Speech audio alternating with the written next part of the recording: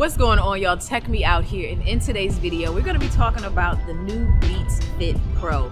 So in my hand I have the stone purple color option, but they also come in 3 other colors: sage gray and black.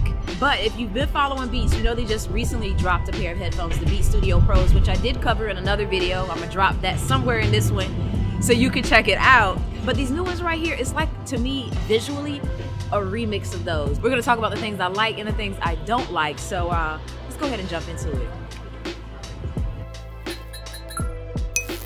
So let's talk about the design. And it's honestly one of the things that I really like about this pair, because if you know me, you know one of my all-time favorite pairs is the Beats Studio Pros, the ones that have the ear hook. And the thing that I liked about them was the fact that it had the ear hook. Then Beats came out with the Beats Studio Buds, which have a similar design to this, but they lack the ear hook. So to now have kind of like the 2-in-1, I'm happy. So the case is also slimmer. It has the similar design as the Beats Studio Pros case, but smaller, like more compact. But when it comes to charging, you do have USB-C along the back, which I'm a fan of because we're trying to unify everything. So one cable for all of our tech would be love. Now when you take a look along the front, you do have one single LED. I dropped the case on the way to meet Jared here to film today. So the fact that it withstood that, because I literally dropped it right in the middle of the street and it didn't damage it too bad. So we'll say it's a bit rugged. But to get this in, you just take it and hook it in. Now with these, it does have skin detection, so it knows to play and pause your music based upon you removing it or placing it into your ear. It also has media control buttons along the B, so you can advance tracks, go back, or activate Siri all from the press of a button on either earbud, which is something that I like because it has you relying less on the phone to do basic controls.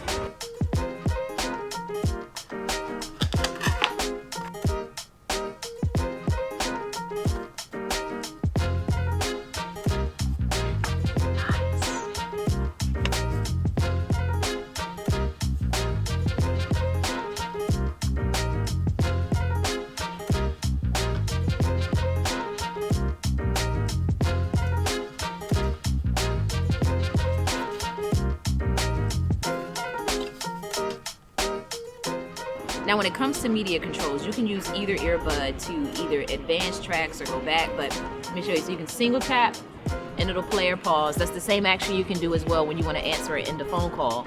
A double press on that B down here will skip the track. A triple press will go back to the previous track, and a single press will pause. I think I already said that. Something about these earbuds is that it actually includes 3 listening modes. So you have transparency mode, active noise cancellation, and adaptive EQ. But when you want to toggle out of one of the 3, you can just long press on it and it'll switch into one of those modes. So transparency mode is currently activated right now when I did that, and I can hear all of my surroundings. It uses the mics to listen in so that, you know, not only do I hear my media, but I hear something like the car passing by next to me. But if I want to mute out my surroundings, I can just long press on it, activate that noise cancellation, and I'm in my own zone. Now for those of you that are concerned about these staying in place, thank God they have the wingtips, because that wingtip definitely like hooks it into your ear. So even as I'm using the media controls on it, if anything, it just kind of further secures the fit so that I can shake my head like this. I could comfortably work out, you know, jog or whatever. I ain't gonna lie to you, I ain't gonna jog right now. And as you can see, these are not going anywhere. They're staying in place. I feel really secure with these in. Like, I probably might, more than likely, take a nap on a plane with these in and feel okay that I'm not gonna wake up to one of them being missing. So when it comes to a secure fit test, I say these pass. Now some other things I've noticed with these is like the earbuds are very small and they're not too difficult to get out. I honestly rely a lot on the wingtip when I pull these out, so I just kind of grab it like so, take it out like that, and just use the wingtip to get it to my ear and then tuck it in.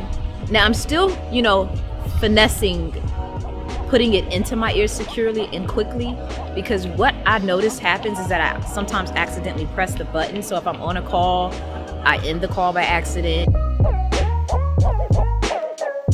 Now the Beats Fit Pro, they do have a couple of features that I like, such as, you know, the 3 listening modes that we talked about. It also has the Apple H1 chip, so pairing is super seamless and easy. One-stop shop, not only on iOS, but Android as well, because all you have to do is download the app up there, and it'll give you a couple of things like button customization and battery status. On top of that, the earbuds also have a laser cut micro venting hole that's gonna help relieve any potential pressure and buildup. And I gotta say, it does work because you don't have that tight feeling in your ear when you wear this in-ear headset. If you know, you know. And on top of that, there's also an ear tip fit test that you can do on iOS. I think you might be able to do it on Android as well, but it's all done within the settings of your Bluetooth for the earbuds. And while we're talking about iPhones, it does automatically switch between your Apple devices, which I love and hate. Like, there are moments sometimes where I am multitasking on 2 different Apple devices and I don't want the audio to reroute, but because I'm back and forth between the 2, I find that sometimes I have to tell my headset which one I want it to stay with. So, good and bad, love and hate.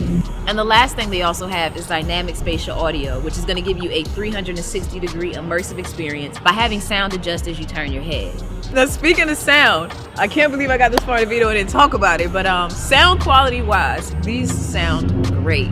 It's a nice distribution of highs, mids, and lows. It also packs a nice little punch of bass, so this is great for listening to all genres of music. I'm a personal, R&B head. I love my old school 90s R&B, a little bit of rap and hip hop. So if you're looking for an in-ear pair that has the Apple H1 chip, seamless pairing, a few customization options, and most importantly, that active noise cancellation, I highly suggest these.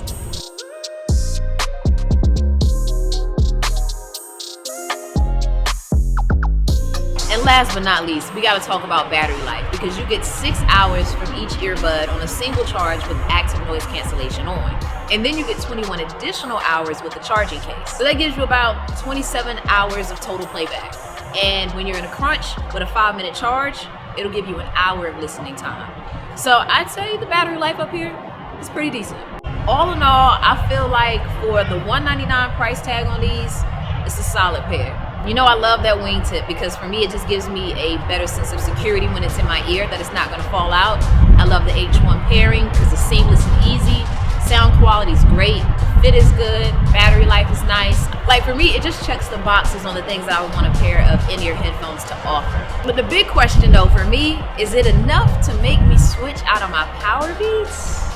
I don't know, time will tell. These do get my recommendation, and when you stack them especially up against, something like the AirPods that were just released in 3rd gens for $179, I would personally get these over those because for that $20 jump, you get a couple of features that the AirPods don't offer. So I'm gonna link these down below for you in the description box to check out. But I hope you enjoyed this one. If you did, please be sure to hit that like button to let me know, and feel free to subscribe to get some more content. And as always, thanks for taking the time out to let me tech you out. Whee!